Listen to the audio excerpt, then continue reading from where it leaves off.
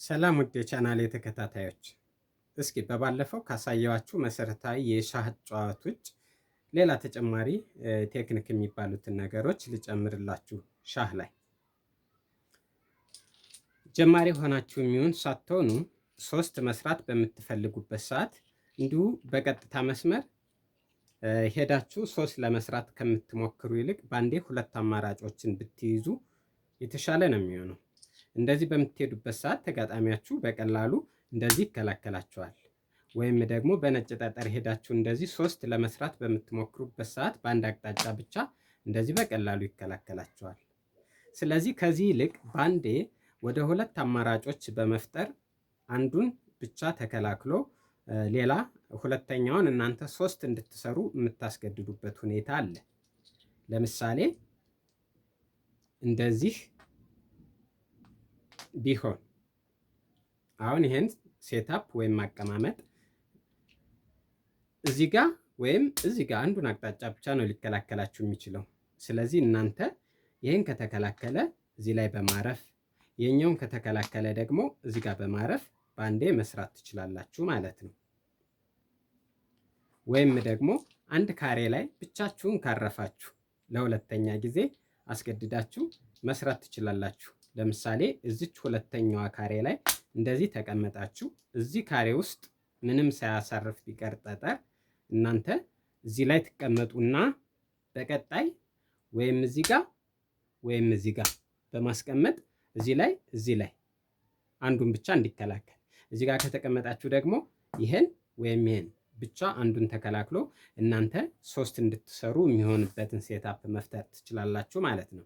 ስለዚህ በአንድ አቅጣጫ ብቻ እየሄዳችሁ ተጋጣሚያችሁ ከሚከላከላችሁ በአንዴ እነዚህን ሴታፖች በመጠቀም እንደዚህ ካለዛም ደግሞ እንደዚህ ወይም ደግሞ እንደዚህ አይነት ሁለት አማራጭ ያላቸውን ሶስት የመስሪያ መንገዶች እየተጠቀማችሁ ለመጫወት ሞክሩ። በተለይ ደግሞ ጀማሪ ከሆናችሁ እነዚህን አድቫንቴጆች መፍጠር በጣም ቀላል ነው የሚሆነው።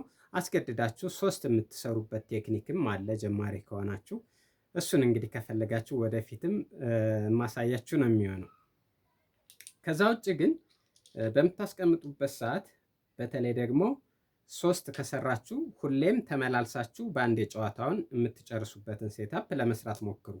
ለምሳሌ ሶስት የሰራችሁት እንደዚህ እዚህ ጋር ከሆነ ከዛ እዚህ ላይ ተቀምጣችሁ ተጋጣሚያችሁ እዚህ ጋር እንዲቀመጥ በመፍቀድ ወይም ተጋጣሚያችሁ እዚህ ጋር ካለ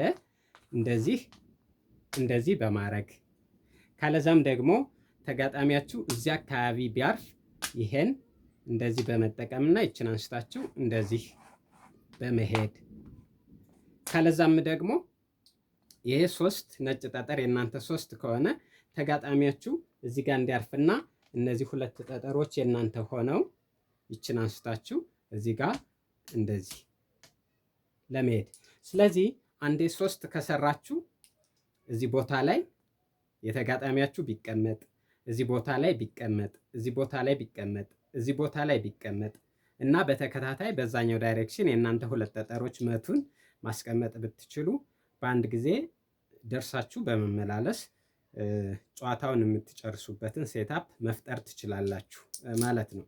ስለዚህ ይህን አጋጣሚም እያያችሁ መጫወት ይጠበቅባቸዋል። ከዛ ውጭ ግን በተለይም ደግሞ ተጋጣሚያችሁ ጠንከር ብሎ ወይም እናንተ የሆነ ስህተት ፈጥራችሁ ሶስት መስራት ባትችሉ እንኳ በጨዋታ መሃል ሌሎች ያቀማመጥ ሴታፖችን ማወቅ መቻል አለባችሁ። የተሻለ እድል የሚያስገኙ አቀማመጦች አሉ። ለምሳሌ እንደዚህ የመስቀል ቅርጽ ያላትን አቀማመጥ ማስቀመጥ ብትችሉ እንደዚህ በአራቱ አቅጣጫ የእናንተ ጠጠር ሆኖ መሀል ላይ የተጋጣሚያችሁ ጠጠር ቢሆን እንደዛ አይነት ሴታፕ ወይም አቀማመጥ ብትፈጥሩ አንሱ በሚባልበት ሰዓት ለመጀመር ይሄን አንስታችሁ ቀጣይ ይሄን አስገብታችሁ እንደዚህ ሶስት መስራት ትችላላችሁ። ይቺ ጠጠር ባትኖር ይሄን እንደዚህ አስገብታችሁ ሶስት መስራት ትችላላችሁ። ወይም ደግሞ ይሄን አስገብታችሁ ሶስት መስራት ትችላላችሁ። ብዙ አማራጮች አሉ። ስለዚህ በየትኛውም አቅጣጫ ተንቀሳቅሳችሁ ሶስት መስራትና የተጋጣሚያችሁን ሌላ ጠጠር መውሰድ ትችላላችሁ ማለት ነው። ስለዚህ እንደዚች አይነት የመስቀል ቅርጽ ያላት መሀል ላይ የተጋጣሚ ጠጠር ያለችባት የአቀማመጥ ሴታፕ ጠቃሚ ነች ማለት ነው በጠጠር አጣጣል ጊዜ። ወይም ደግሞ እንደዛ አይነት አጣጣልም ጥሩ ነች። እንደዚህ ሁለት ጠጠር መቱን ሆነው እዚህ ጋር የቲ ቅርጽ ያላት ብትሆን ለምሳሌ ጀምሩ ቢባል የጠጠር ማንሳቱ ላይ የተጋጣሚያችሁን ይህን ጠጠር ታነሱና አጋጣሚ ያኛው ተጋጣሚያችሁ ይህን ቢያነሳባችሁ እንኳን ቀጣይ ይህን እንደዚህ በመግባት በቀጣይ እንደዚህ የምትበሉበት ሴታፕ ይፈጠራል ማለት ነው።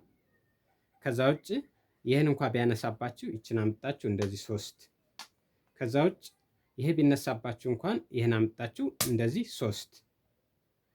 ስለዚህ እንደዛ አይነት ሴታፕ ማስቀመጥም እንደዚሁ ጨዋታ ላይ ጠቃሚ ነች ማለት ነው። ከቻላችሁና ምቹ ሁኔታ ከተፈጠረ ደግሞ እንደዛ አይነት ጠጠሮችን ደርባችሁ ብትጥሉ የበለጠ መከላከልና አሪፍ ሴታፕ መፍጠር ትችላላችሁ።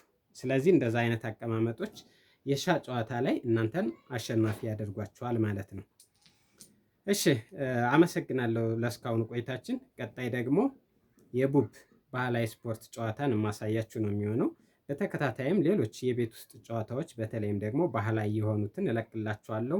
እናንተም በግለሰብ በቤተሰብ ደረጃ የተለያዩ የመዝናኛ ስፍራዎች ላይ ጨዋታዎችን በጥምረት እያቀረባችሁ መጫወት እንዲሁም ደግሞ አድቫንስድ ከሆናችሁ እስከ ውድድር ድረስ ይዛችሁ መቅረብ ትችላላችሁ።